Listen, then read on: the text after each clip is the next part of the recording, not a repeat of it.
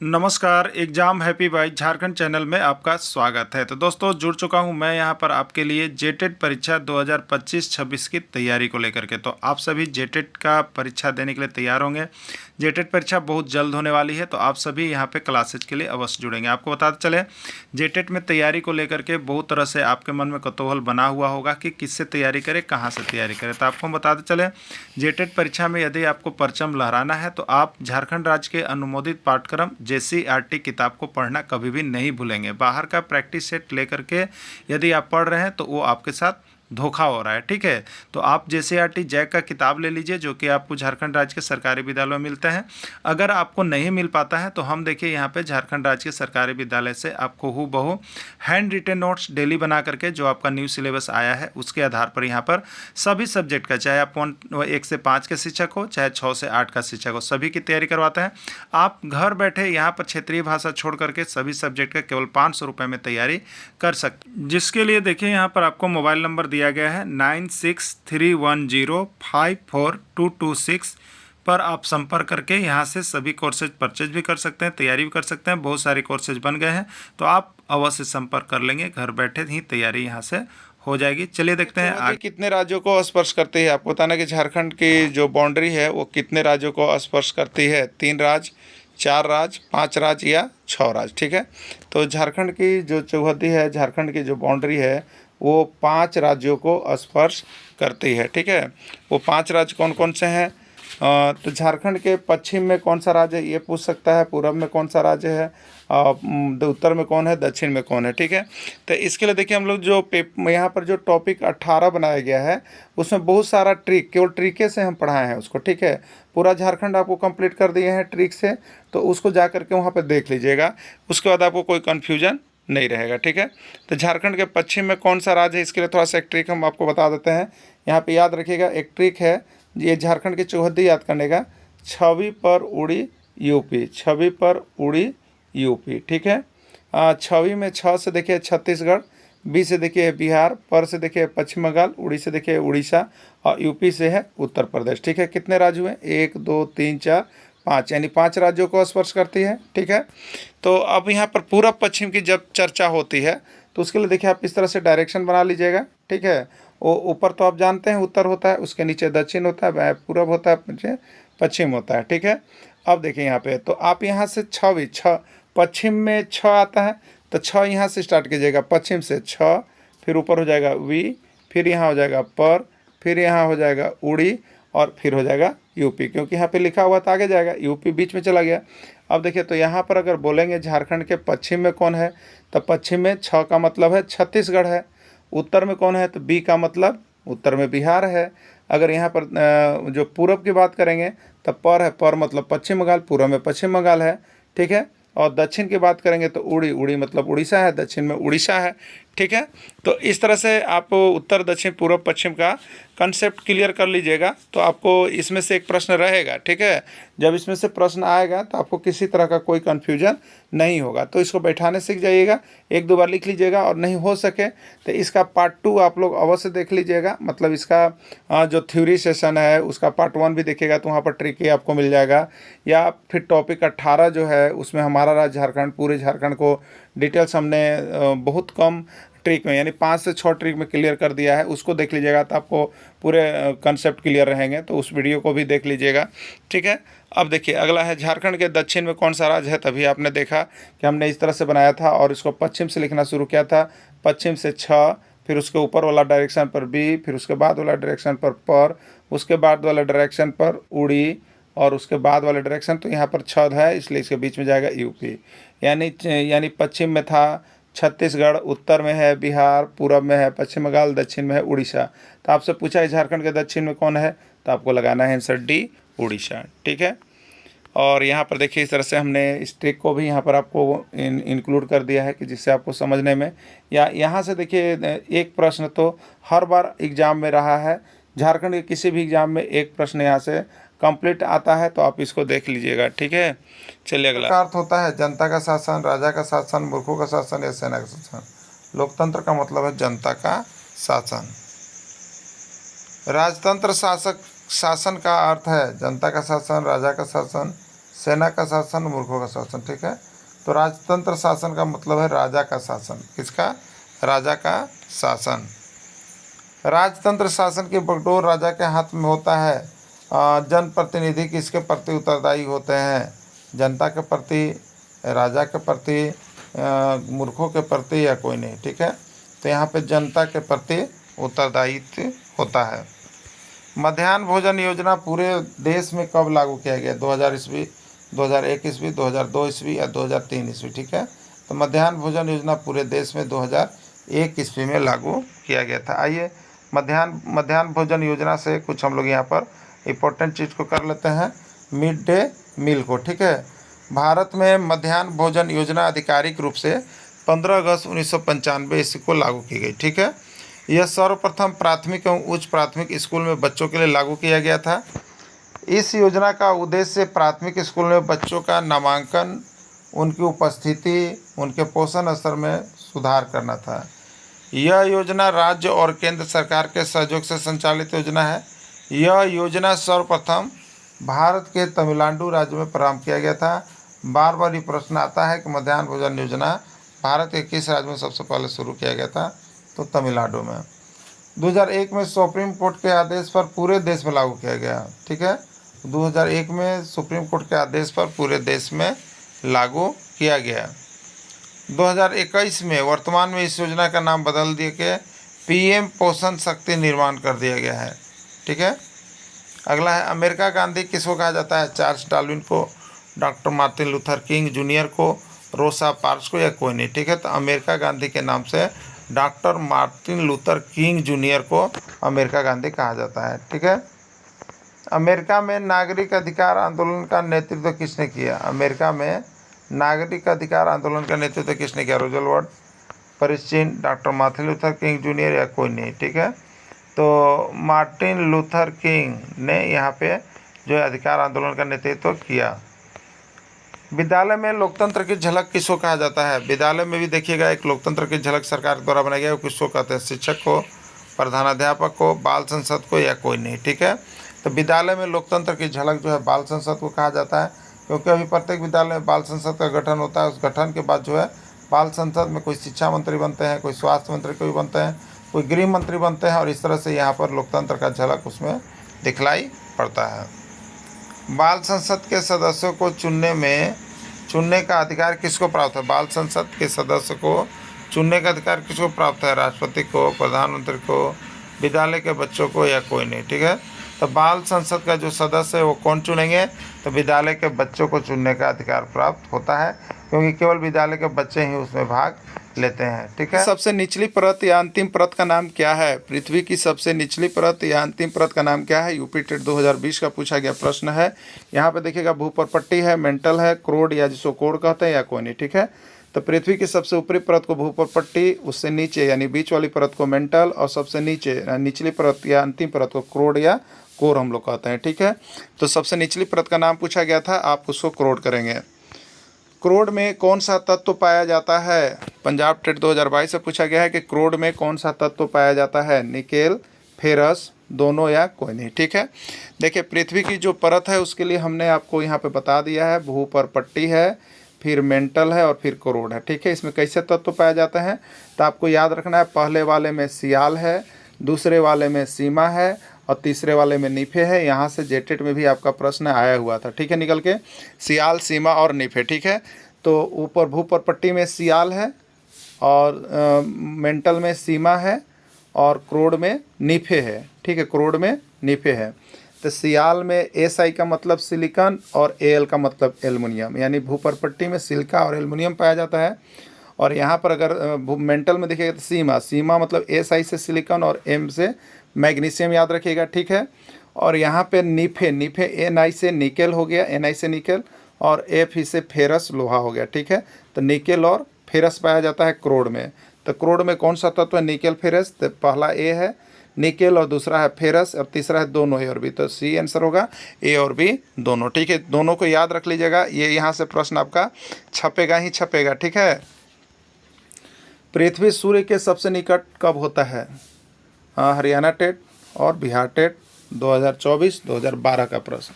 पृथ्वी सूर्य के सबसे निकट कब होता है? देखिए यहाँ पे एक दो डेट याद रखिएगा आप लोग को, 3 जनवरी एक होता है और एक 4 जुलाई होता है, जिसमें उपसौर और अपसौर की घटना होती है। ठीक है, तो देखिए हम लोगों को जैसा अनुभव होता है कि गर्मी के दिन में हम लोग को लगता है कि सूर्य भगवान सबसे नज़दीक आ गए हैं, जिससे हमको ज़्यादा गर्मी लग रहा है। ऐसा मैंने एक अनुभव हम लोग मानते हैं, लेकिन ऐसा नहीं है। पृथ्वी सूर्य के सबसे निकट कब होता है? तो आपको यहाँ पे याद रखना है 3 जनवरी की घटना को याद रखना है। ठीक है, ये ठंडा, जब आपको गर्मी जैसा लगता है तो आपको लगता है कि सूर्य सबसे नज़दीक है, तो आप याद रखिएगा इसका जस्ट उल्टा आपको मारना है, यानी ठंडा में, यानी 3 जनवरी को सबसे निकट होते हैं। ठीक है, पृथ्वी सूर्य के सबसे दूर कब होता है? पृथ्वी सूर्य के सबसे दूर कब होता है? 3 जनवरी, 21 जून, 4 जुलाई या 22 दिसंबर। तो इसी केस में आपको याद रखना है कि गर्मी के दिन में लगता है कि सूर्य भगवान इतना नज़दीक आएगा कि हमको बहुत ज़्यादा गर्म लग रहा है, तो जस्ट उल्टा होता है। इस समय यह सबसे दूर होते हैं, इसलिए 4 जुलाई की घटना को याद रखना है। राइट आंसर सी होगा। उपसौर की घटना होती है 3 जनवरी, 21 जून, 22 दिसंबर या 4 जुलाई। उपसौर से देखिए, ऐसी देखने से ही आपको पता चलेगा। देखिए क्वेश्चन को पकड़ना है। उपसौर हम लोग कैसे लिखते हैं? उ प सौर, उप, ये क्या लग रहा है? 3, तो 3 जनवरी याद रख लीजिएगा। ठीक है, 3 जनवरी राइट आंसर ये हो जाएगा। तो 3 जनवरी है, तो अगला क्या है? 4 जुलाई है। ठीक है, तो 4 जुलाई अपसौर हो जाएगा। क्लियर। रेशम का उत्पादन किससे जुड़ा हुआ है? आपको बताना है कि रेशम का उत्पादन किससे जुड़ा हुआ है। यहाँ से देख लीजिएगा। देखिए हम केवल इम्पोर्टेंट प्रश्न करवा रहे हैं और कम प्रश्न करवा रहे हैं, ये आप लोग समझ लीजिएगा। कम प्रश्न पढ़ के आपको निकालना है कि अधिक प्रश्न के पढ़ के ग्रंथ पढ़ते रहना है, आपको डिसाइड करना है। अगर कम पढ़ के निकालना है तो JCERT जैक का सब नोट्स और उसका PDF वीडियो देख लीजिए, एक लाइन से आपको हम सजा करके दे देंगे। वहाँ से 101% पास होने की हम आपको गारंटी देते हैं। ठीक है, रेशम का उत्पादन किससे जुड़ा हुआ है आपको बताना है। एग्रीकल्चर, पिसिकल्चर, सेरीकल्चर या फ्लोरिकल्चर, ये कल्चर वाली सभी चीज़ें आपको JCERT किताब दी गई। यहाँ से एक प्रश्न आपका छपेगा। ठीक है, तो अब देखिए एग्रीकल्चर किससे जुड़ा हुआ है? तो एग्रीकल्चर हम लोग कृषि कहते हैं, तो एग्रीकल्चर का संबंध कृषि कार्य से है। पिसिकल्चर किससे जुड़ा हुआ है? तो पिसिकल्चर जो है पिसने वाली चीज़ें, ये मत्स्य पालन से जुड़ा हुआ है। सेरीकल्चर किससे जुड़ा हुआ है? तो ये सेरीकल्चर रेशम उत्पादन से जुड़ा हुआ है। और फ्लोरिकल्चर किससे जुड़ा है? फ्लोरी में फ्लावर मतलब फूल से जुड़ा हुआ है। ठीक है, इस तरह से आप एक एक करके जब याद कर लीजिएगा तो यहाँ से किसी भी तरह का प्रश्न रहेगा तो कन्फ्यूजन आपका नहीं रहेगा। तो रेशम मतलब सेरीकल्चर से जुड़ा हुआ है। राइट आंसर सी होगा। फूलों का उत्पादन किससे जुड़ा हुआ है? आपको बताना है कि फूलों का उत्पादन किससे जुड़ा हुआ है। सेरीकल्चर, फ्लोरिकल्चर, विटिकल्चर या कोई नहीं। ठीक है, सेरीकल्चर रेशम उत्पादन, फ्लोरिकल्चर फ्लावर फूलों का उत्पादन, विटिकल्चर द्राक्षस और अंगूरों से जुड़ा हुआ है या कोई नहीं। तो आपको फ्लोरिकल्चर यानी फ्लावर होता है, फ्लावर माने फ्लोरी याद रखिएगा, तो फ्लोरिकल्चर हो जाएगा। राजस्थान टेट 2014 में आया हुआ था। ठीक है, शहद का उत्पादन किससे जुड़ा हुआ है? पंजाब टेट 2018 में था। Viticulture, floriculture, apiculture, agriculture. ठीक है, चलिए विटिकल्चर मतलब विटी मतलब देखिए द्राक्षस और अंगूर होता है, अंगूर के उत्पादन से। फ्लोरिकल्चर फ्लो मतलब फ्लावर यानी फूल से जुड़ा हुआ है। एपीकल्चर एप माने शहद या मधु होता है, तो यहाँ पर शहद से एपीकल्चर जुड़ा हुआ है। एग्रीकल्चर कृषि से जुड़ा हुआ है। ठीक है, अगला प्रश्न है धान की खेती के लिए किस प्रकार की मिट्टी की आवश्यकता होती है? जलोढ़ मिट्टी, दोमट मिट्टी, काली मिट्टी या कोई नहीं। ठीक है, तो धान के लिए जो अधिक उत्पादन होता है वो जलोढ़ मिट्टी में होता है, तो उसके लिए जलोढ़ मृदा की आवश्यकता होती है। भारत में चावल का सबसे बड़ा उत्पादक राज्य कौन है? छत्तीसगढ़, उत्तर प्रदेश, पश्चिम बंगाल या सभी। ठीक है, तो भारत में चावल का सबसे बड़ा उत्पादक राज्य जो है वो आपका पश्चिम बंगाल है। कौन सा है? पश्चिम बंगाल चावल का सबसे बड़ा उत्पादक राज्य है। रोपण फसल है CGTET 2017 का प्रश्न है। चाय, कहवा, काजू या सभी? रोपण फसल है, तो राइट आंसर डी हो जाएगा। चाय, कहवा, काजू ये सभी रोपण फसल में आते हैं। सूचना प्रौद्योगिकी उद्योग का मुख्य केंद्र कहाँ है? जो IT सेक्टर हम लोग कहते हैं, इंफॉर्मेशन टेक्नोलॉजी सेक्टर, उसका मुख्य केंद्र कहाँ है? कैलिफोर्निया का सिलिकॉन घाटी, भारत का बेंगलोर प्रदेश, A और B दोनों, कोई नहीं। ठीक है, तो सूचना प्रौद्योगिकी यानी IT उद्योग का जो मुख्य केंद्र है वो कैलिफोर्निया की सिलिकॉन घाटी भी है और भारत का बेंगलोर प्रदेश भी है, यानी ए और बी दोनों हो जाएगा इसका राइट आंसर। आधुनिक उद्योग का मेरुदंड कहा जाता है, आधुनिक उद्योग का मेरुदंड कहा जाता है, किसको कहा जाता है? लोहा इस्पात उद्योग, सूती वस्त्र उद्योग, सूचना प्रौद्योगिकी उद्योग या सभी, ठीक है। तो आधुनिक उद्योग का जो मेरुदंड है वो लोहा इस्पात उद्योग को कहा जाता है। लोहा इस्पात उद्योग जो है प्राय आधुनिक उद्योग का मेरुदंड है। Tata iron and steel company TISCO की शुरुआत की गई थी, पंजाब टेट 2014 में पूछा गया है, 1904, 1905, 1906 या 1907, ठीक है। तो Tata iron and steel company TISCO की शुरुआत 1907 ईस्वी में की गई थी। पृथ्वी की परतों में सबसे अधिक मात्रा में पाए जाने वाला धातु कौन सा है? ऑक्सीजन, सिलिका, एल्युमिनियम या कोई नहीं। तो पृथ्वी की परतों में जो सबसे अधिक मात्रा में धातु पाई जाती है वो आपका सिलिका होगा, ठीक है। क्या होगा? सिलिका एक ट्रिक भी था, ओ सिला येलो कैश, ठीक है। ओ से ऑक्सीजन हो गया, सी से सिलिका हो गया, एल से एल्युमिनियम हो गया। तो सबसे पहले सिलिका आता है, धातु में है, इसलिए धातु के रूप में सिलिका आएगा। पृथ्वी की भूप्रपट्टी की मोटाई सबसे अधिक कहाँ होती है? पृथ्वी की भूप्रपट्टी की मोटाई सबसे अधिक कहाँ होती है? हरियाणा टेट 2019 का है, महाद्वीपों पर, महासागर में, दोनों में या कोई नहीं। पृथ्वी की भूप्रपट्टी की सबसे अधिक जो मोटाई पाई जाती है वो आपको महाद्वीपों पर पाया जाता है। पृथ्वी की भूप्रपट्टी की मोटाई सबसे कम कहाँ होती है? महाद्वीप पर, महासागर में, दोनों पर या कोई नहीं। उत्तराखंड टेट का प्रश्न है। तो पृथ्वी की भूप्रपट्टी की सबसे अधिक मोटाई महाद्वीपों पर और सबसे कम मोटाई महासागर में पाया जाता है। किस ऋतु में दिन छोटे होते हैं? ग्रीष्म ऋतु, बसंत ऋतु, वर्षा ऋतु, शीत ऋतु। किस में दिन छोटे होते हैं? ठीक है, हरियाणा टेट 2020 का पूछा गया प्रश्न है। तो सबसे छोटा दिन शीत ऋतु में होता है, ठंडे का मौसम में होता है। पृथ्वी का अपने अक्ष पर घूमना क्या कहलाता है? घूर्णन गति, परिक्रमण गति, कक्षीय सतह, कोई नहीं। उत्तराखंड टेट 2020 का है और राजस्थान टेट 2018 का है। पृथ्वी का अपने अक्ष पर घूमना घूर्णन गति कहलाता है। पृथ्वी की गतियाँ कितने प्रकार की होती है? 2, 3, 4, 5। UP TET 2022, Bihar TET 2020। पृथ्वी की गतियाँ कितने प्रकार की होती है? तो पृथ्वी की गतियाँ यहाँ पर मुख्य रूप से 2 प्रकार की होती है, परिक्रमण गति और घूर्णन गति। सूर्य के चारों ओर एक स्थिर कक्ष में पृथ्वी की गति को क्या कहा जाता है? सूर्य के चारों ओर एक स्थिर कक्ष में पृथ्वी की गति को कहा जाता है घूर्णन गति, परिक्रमण गति, ए और बी दोनों या कोई नहीं। सूर्य के चारों ओर एक स्थिर कक्ष में पृथ्वी की गति को हम लोग यहाँ पे जो कहते हैं परिक्रमण गति के नाम से जानते हैं। 0 डिग्री अक्षांश रेखा को क्या कहा जाता है? विषुवत रेखा, प्रधान मध्याह्न रेखा या सभी। तो 0 डिग्री अक्षांश रेखा को विषुव भी कहते हैं, विषुवत रेखा भी कहते हैं, मध्याह्न रेखा भी कहते हैं। राइट आंसर डी होगा, सभी हो जाएगा। 23.5 डिग्री उत्तरी अक्षांश रेखा को क्या कहा जाता है? कर्क रेखा, मकर रेखा, विषुवत रेखा या सभी। यूपी टेट 2020 का पूछा गया प्रश्न है। तो 23.5 डिग्री उत्तरी अक्षांश रेखा को हम लोग कर्क रेखा के नाम से जानते हैं। राइट आंसर ये होगा। देखिए, सबसे बाहरी परत, बाह्य परत, ऊपरी परत, पहली परत। देखिए, प्रश्न बहुत बार बहुत तरह से पूछता है कि पृथ्वी के सबसे बाहरी परत को क्या कहते हैं। अब बाहरी न देकर के दे देगा पृथ्वी के बाह्य परत को क्या कहते हैं। अब बाह्य न देकर के कभी दे देगा पृथ्वी की सबसे ऊपरी परत को क्या कहते हैं। ऊपरी परत ना लिख के दे देगा कभी कहता पृथ्वी की सबसे पहली परत को क्या कहते हैं।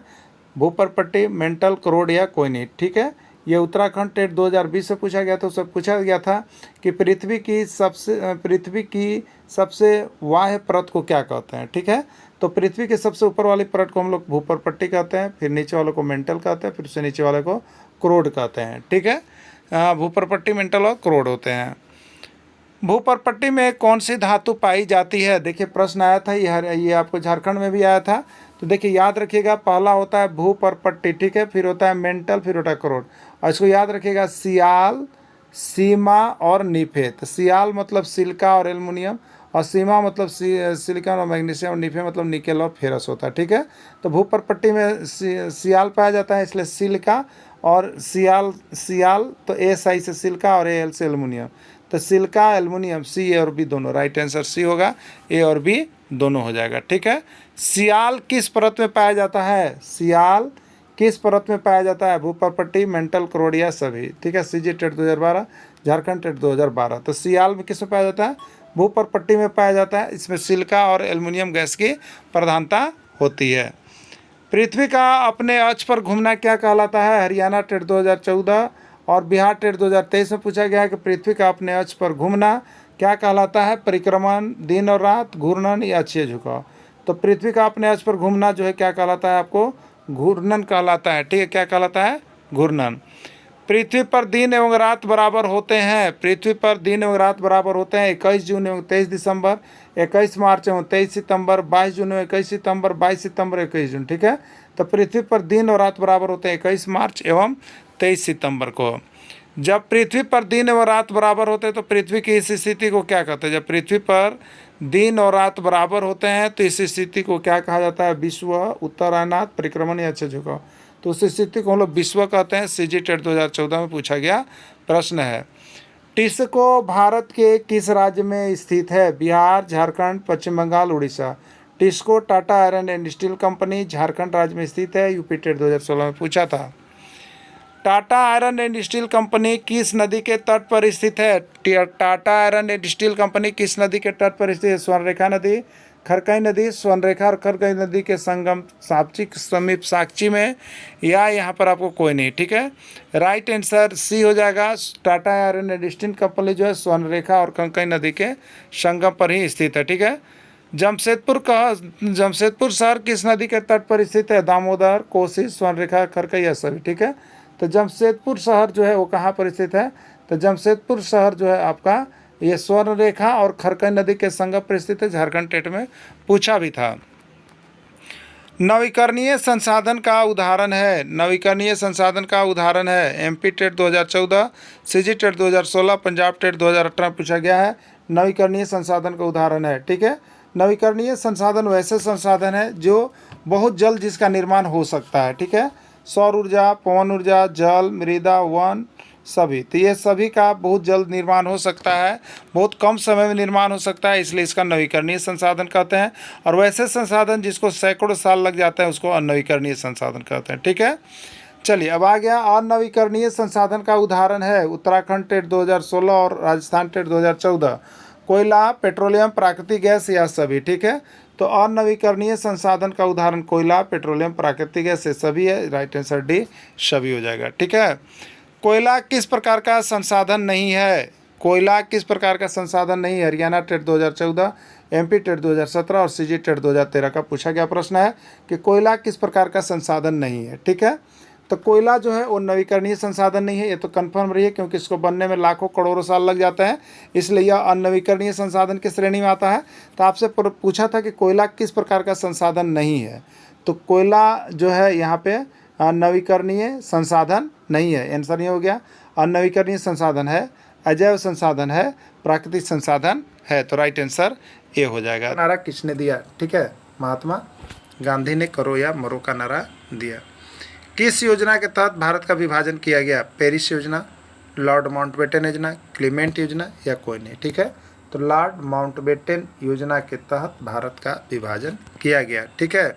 इस योजना के तहत 15 अगस्त 1947 ईस्वी को भारत स्वतंत्र हुआ और 14 अगस्त 1947 को पाकिस्तान स्वतंत्र हुआ।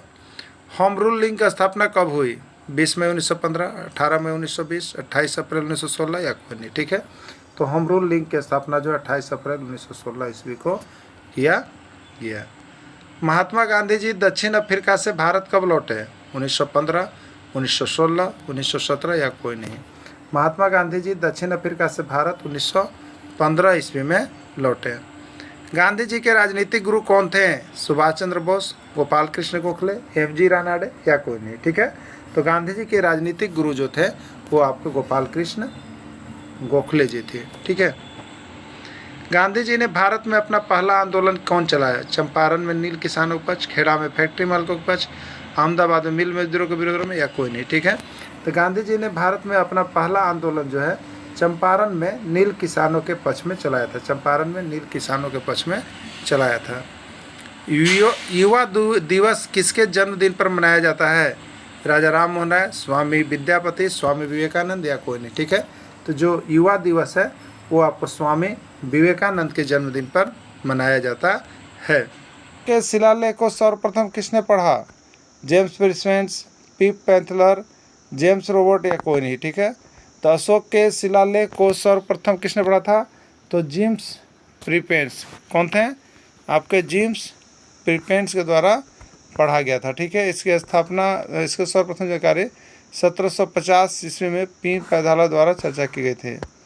ब्राह्मी लिपि लिखा गया है भारत के अधिकांश हिस्सों में, ईरान में, अफगानिस्तान में कोई नहीं। ठीक है, तो ब्राह्मी लिपि जो है वो भारत के अधिकांश भागों में बोली जाती है। ठीक है, और एक बात और याद रखिएगा, ब्राह्मी लिपि को कैसे लिखा जाता है? तो ब्राह्मी है मतलब बड़ा, मतलब बाएं से दाएं की ओर, बाएं से दाएं की ओर, याद रखिएगा। ठीक है, चलिए, खरोष्ट लिपि लिखा जाता है, खरोष्ट लिपि लिखा जाता है दाएं से बाएं, बाएं से दाएं, ए और बी दोनों या कोई नहीं। ठीक है, तो खरोष्टी लिपि जो लिखा जाता है वो है आपका दाएं से बाएं लिखा जाता है। ठीक है, क्या लिखा जाता है? दाएं से बाएं लिखा जाता है। भारत का राष्ट्रीय चिन्ह लिया गया है सारनाथ स्थित अशोक स्तंभ से, सारनाथ स्थित अभिलेख से, सारनाथ स्थित पुराण से या कोई नहीं। ठीक है, तो भारत का राष्ट्रीय चिन्ह जो है आपको कहाँ से लिया गया है? सारनाथ स्थित अशोक स्तंभ से लिया गया है। ठीक है, चलिए आगे देखिएगा। पारसनाथ स्थित अशोक स्तंभ में कितने शेर का वर्णन है? पारसनाथ स्थित अशोक स्तंभ में कितने शेर का वर्णन है? 1, 2, 3 या 4। ठीक है, राइट आंसर इसका क्या होगा? 4 होगा ना। क्या होगा? 4 होगा।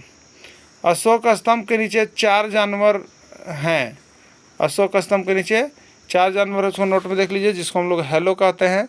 एच से आपका हो जाएगा हॉर्स, ए से आपको हो जाएगा एलिफेंट और ओ से हो जाएगा आपका ऑक्स। ठीक है, तो अशोक के स्तंभ की जानकारी 4 बातों से मिलता है कि क्या करना है। ठीक ना। घाटी के युद्ध में अकबर की ओर से कौन लड़ रहा था?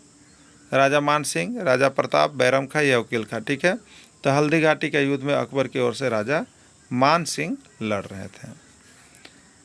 अब देखिएगा, अकबर द्वारा किया गया युद्ध को भी आप याद रख लीजिएगा, इसका भी ट्रिक हमने आपको बना दिया है जिससे कि आपको समझने में सहूलियत हो।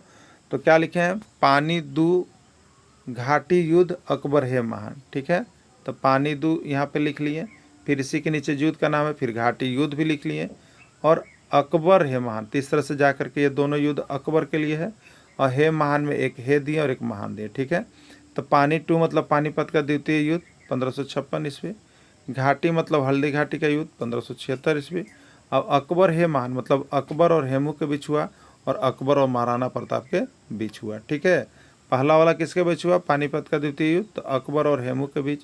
घाटी युद्ध किसके बीच? हल्दी घाटी का युद्ध, तो अकबर और महाराणा प्रताप के बीच। यही दो को इस तरह से सजा के आप याद कर लीजिएगा, तो आपको मुगल साम्राज्य का लगभग जितना युद्ध हुआ है वो सारा चीज़ हम आपको कंप्लीट यहाँ पर कर दे रहे हैं। ठीक है, तो पानीपत का देखिए यहाँ पे लिख भी दिए, पानीपत का द्वितीय युद्ध अकबर और हेमू के बीच हुआ, इस युद्ध में अकबर विजयी रहा।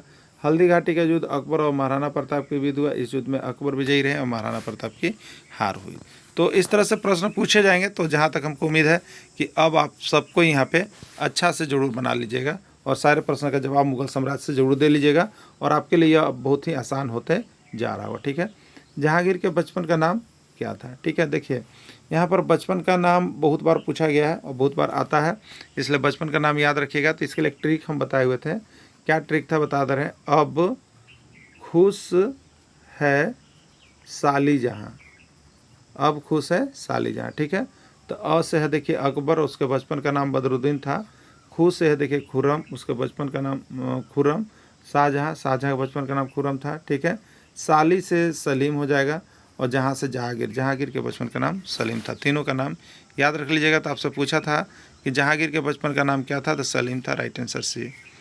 न्याय की जंजीर के लिए किसको इतिहास में प्रसिद्ध माना जाता है? अकबर, बाबर, औरंगजेब या जहांगीर। ठीक है, तो न्याय की जंजीर के लिए जहांगीर को प्रसिद्ध माना जाता है। सर टॉमस रो और कैप्टन हॉकिंस किसके दरबार में भारत आए थे? याद रखिएगा, बहुत बार प्रश्न पूछा गया, बहुत MBI है, 1001 से ज़्यादा बार प्रश्न पूछा गया है। तो सर टॉमस रो और कैप्टन हॉकिंस जो थे वो किसके दरबार में आए थे? तो ये आपके आए थे जहांगीर के दरबार में व्यापार करने की अनुमति मांगने के लिए। और इस समय यह जहांगीर इस बात को नहीं जानता था कि ये हमें लूट करके ही जाएंगे। ठीक है, ये सबसे बड़ी गलती हो गया था व्यापार की अनुमति देना।